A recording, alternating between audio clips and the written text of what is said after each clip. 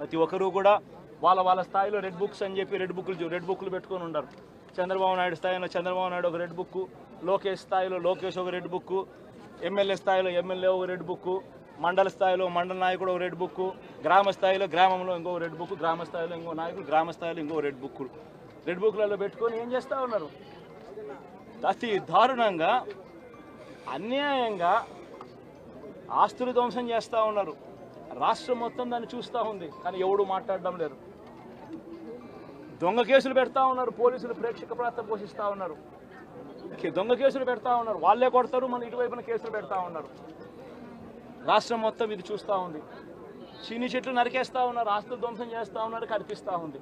ఎమ్మెల్యేలు ఏకంగా జేసీబీల మీద పొక్లేన్ల మీద ఎమ్మెల్యేలు స్వయంగా తీసేసి ఏకంగా పోయి బిల్డింగులు పగలగొట్టే కార్యక్రమాలు చేస్తూ ఉన్నారు.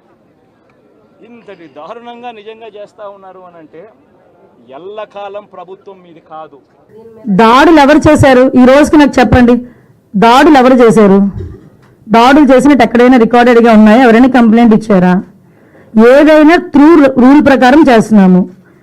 రూల్ ప్రకారం చేసేటప్పుడు దాన్ని కూడా దాడుల కింద మాట్లాడుకోవాలనుకుంటే మరి గత 5 సంవత్సరాలు చేసింది ఏమనుకోవాలి? మేము గత 5 సంవత్సరాలు చేసింది ఏమనుకోవాలమ్మా? స్టార్ట్ అయిన దగ్గర నుంచి మొదలు పెట్టారు కదా, ప్రజావేదిక కూల్చిన దగ్గర నుంచి మొదలు పెట్టారు కదా. మాలాంటి అందరి మీద కూడా 20, నా మీద ఒక 23 కేసులు, ఈవిడ మీద ఒక 7 కేసులు. ఏంటవన్నీ? మేము అవన్నీ కక్ష తీర్చుకోవాలని మేము మాట్లాడలేదు కదా. కక్ష తీర్చుకోవాలనుకుంటే వేరేగా ఉండేది. కానీ ఈ రోజుకి కూడా మేము పబ్లిక్ చెప్తున్నాం, చూపిస్తున్నాం, ఇది ఇలా జరుగుతుంది అని చూపిస్తున్నాం. దానికి ప్రతీకార దాడులు ఎక్కడ జరిగినాయని? ప్రతీకార దాడులు అంటే రెచ్చగొడుతున్నారా ఈరోజు వచ్చి?